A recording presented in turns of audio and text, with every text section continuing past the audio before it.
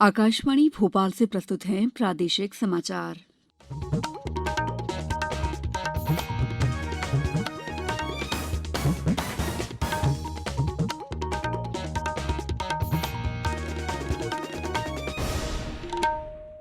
नमस्कार, समाचारों के साथ मैं दीपा सिंह। पहले 1 अप्रैल कोविड मरीजों की संख्या फिर से बढ़ रही है, इसलिए सभी श्रोताओं से अपील है कि कोई भी कोताही न बरतें, सभी सुरक्षा उपायों का पालन करें और 45 साल से ऊपर के सभी लोग बेहिचक टीका लगवाएं, सुरक्षित रहें और इन आसान उपायों का पालन करें। मास्क पहनें, 2 गज की दूरी है जरूरी, सुरक्षित दूरी बनाए रखें, हाथ और मुंह साफ रखें। अब मुख्य समाचार। प्रधानमंत्री ने विद्यार्थियों और अभिभावकों को दी सलाह, परीक्षा को जीवन का अंत न समझें। प्रदेश में सभी सरकारी कार्यालय 5 दिन काम करेंगे, कोरोना जांच के रेट भी तय।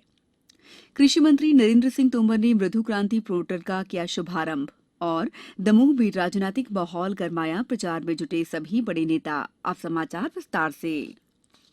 प्रधानमंत्री ने कहा है कि विद्यार्थियों और अभिभावकों को परीक्षा को जीवन का अंत नहीं समझना चाहिए, बल्कि हमेशा अगले प्रयास में बेहतर करने की कोशिश करनी चाहिए। उन्होंने परीक्षा पे चर्चा के पहले वर्चुअल संस्करण में विद्यार्थियों, अभिभावकों और शिक्षकों से कल ये बात कही। श्री मोदी ने उनके साथ तनाव और चिंता से मुक्ति के मंत्र भी साझा किए।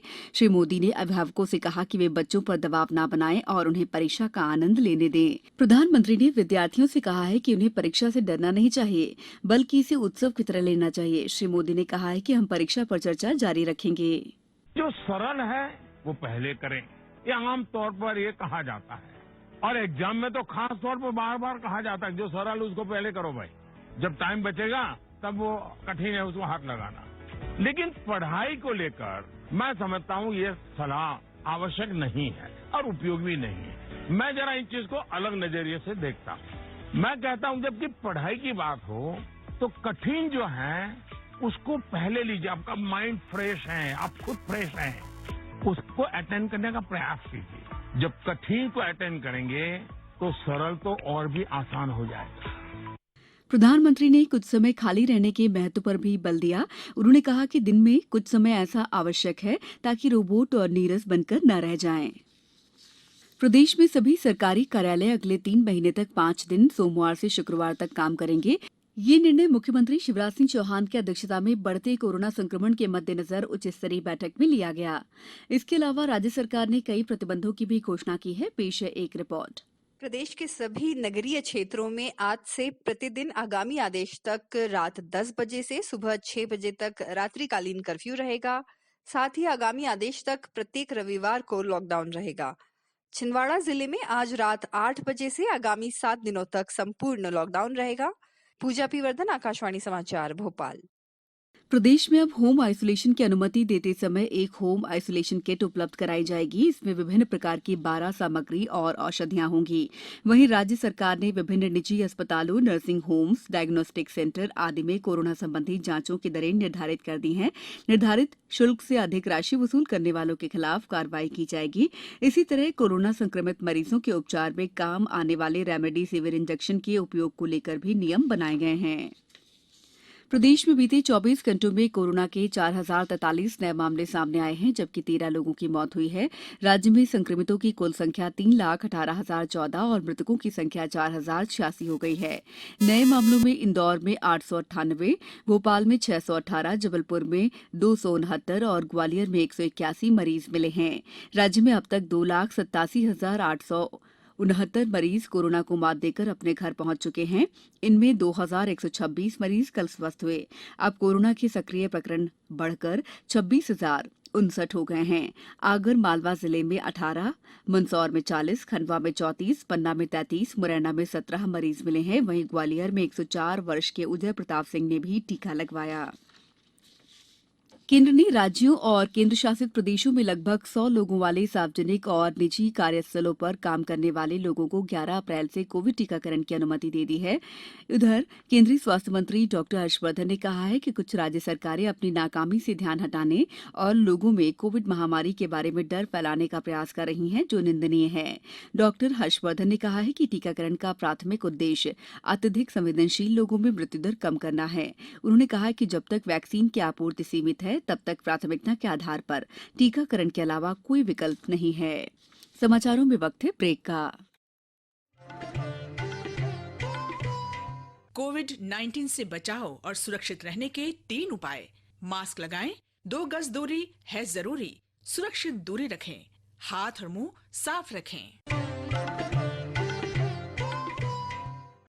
ब्रेक के बाद एक बार आपका फिर स्वागत है। कृषि और किसान कल्याण मंत्री नरेंद्र सिंह तोमर ने कल नई दिल्ली में राष्ट्रीय कृषि सहकारी विपणन महासंघ नाफेड के मधु क्रांति पोर्टल और हनी कॉर्नर का शुभारंभ किया। इस पोर्टल को शहद और अन्य मधु उत्पादों को ऑनलाइन उपलब्ध कराने के लिए विकसित किया गया है।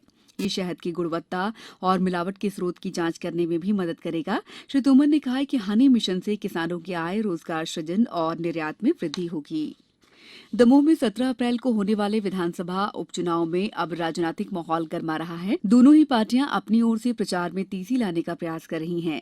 इसी क्रम में आज मुख्यमंत्री शिवराज सिंह चौहान समेत वरिष्ठ नेता यहां प्रचार करेंगे। पूर्व मुख्यमंत्री उमा भारती भी आज आम सभा को संबोधित करेंगी। कांग्रेस की ओर से भी प्रचार का नेतृत्व पूर्व मुख्यमंत्री कमलनाथ कर रहे हैं। पार्टी के नेता भी गांव-गांव जाकर प्रचार में जुट रहे हैं।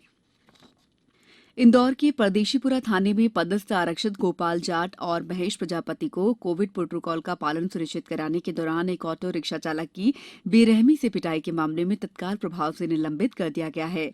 वहीं कोविड मरीजों की बढ़ती हुई संख्या, गंभीर रोगियों के उपचार और हर एक तक उपचार सुविधा पहुंचाने के लिए इंदौर के शासकीय महात्मा गांधी चिकित्सा महाविद्यालय में आज वैज्ञानिक परिचर्चा का आयोजन किया जा रहा है।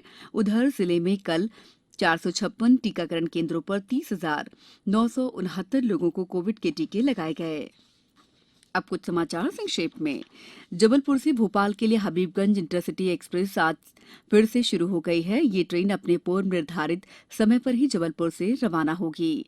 मंदसौर जिले का चयन एक जिला एक उत्पाद में लहसुन के लिए किया गया है। इसे प्रोत्साहित करने के लिए farmer producer organisation Mandsaur garlic farmer producer company का शुभारंभ सांसद सुधीर गुप्ता ने किया।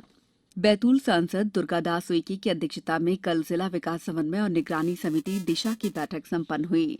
स्मार्ट सिटी ग्वालियर परिसर में बनने वाले तारामंडल का कार्य लगभग पूरा हो चुका है और जल्द ही इसे आम लोगों के लिए खोल दिया जाएगा।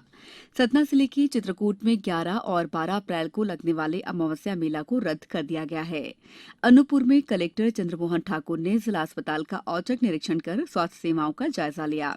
पन्ना में आज टीकाकरण के लिए 38 स्थानों पर विशेष केंद्र बनाए गए हैं। अंत में मुख्य समाचार एक बार फिर। प्रधानमंत्री ने विद्यार्थियों और अभिभावकों को दी सलाह, परीक्षा को जीवन का अंत न समझें। प्रदेश में सभी सरकारी कार्यालय 5 दिन काम करेंगे। कोरोना जांच के रेट भी तय। कृषि मंत्री नरेंद्र सिंह तोमर ने मधु क्रांति पोर्टल का किया शुभारंभ और दमोह में राजनीतिक माहौल गरमाया। प्रचार में जुटे सभी बड़े नेता। बुलेटिन के अंत में आप सभी से एक अपील, मास्क और 2 गज की दूरी, हाथ धोना भी है जरूरी। नमस्कार।